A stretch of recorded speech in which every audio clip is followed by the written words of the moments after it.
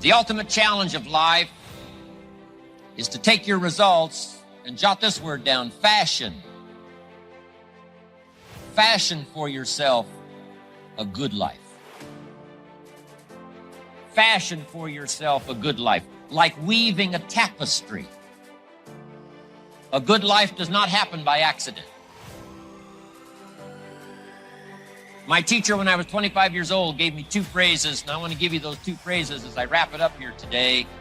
And these phrases helped to change my life. Here's the first one.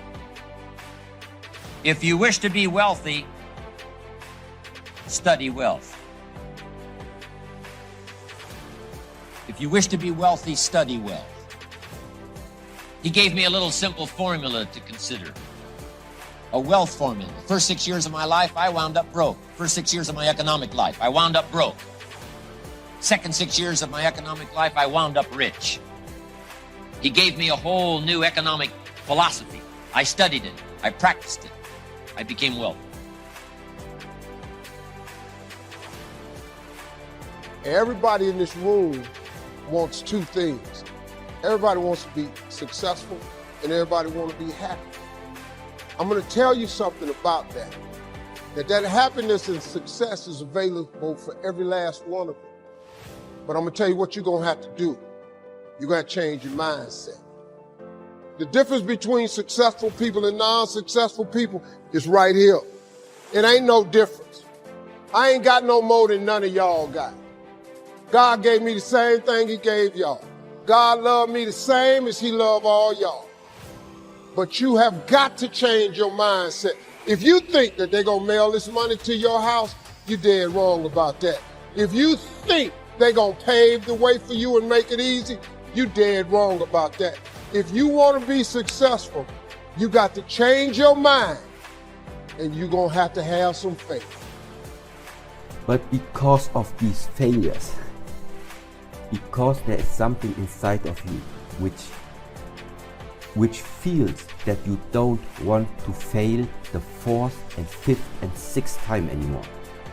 Because of this, something else inside of you starts to become very, very strong.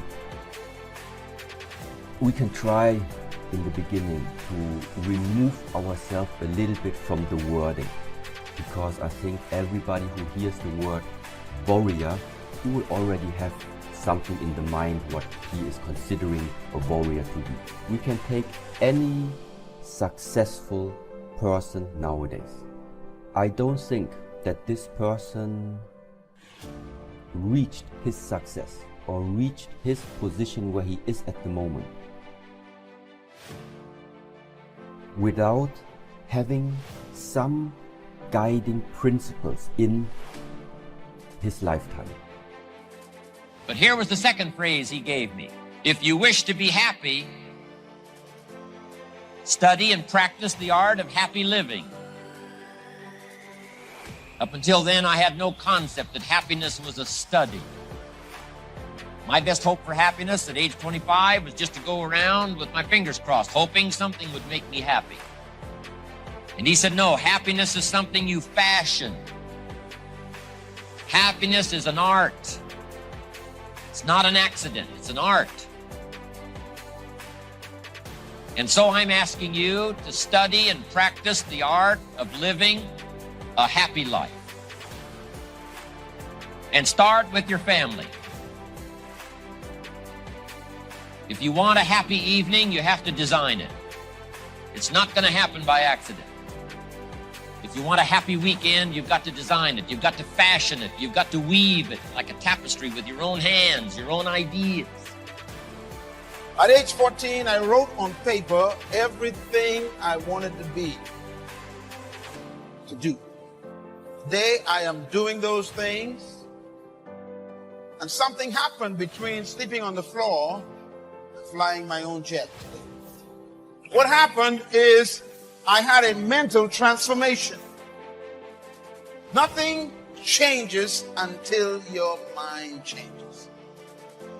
So my whole life was changed because I fed myself new information from that book, which changed my concept of me.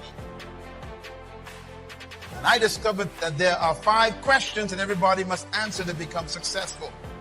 Question number 1, who am I? It's a tough question. And some of you think you've answered it, but it's not an easy question to answer. Normally when I ask people who you are, they tell me what they do. I didn't ask you what you did. I asked people, who are you? They say, I'm a nurse. I didn't ask you what you did. I want to know, who are you? How do you identify yourself? You shouldn't confuse yourself with your career. Your career is temporary. That means when you lose your job, then you lose your life. Who are you? Faith comes by hearing good words. Somebody who well chooses their words and delivers them with uniqueness can inspire faith for somebody to believe the most impossible things can be possible, and that excitement of possibilities comes from hearing or reading unique words. One of the best phrases I could give you for the day here is don't be lazy in language.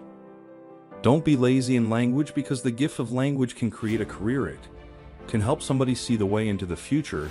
It can help somebody change from who they are to who they would like to be.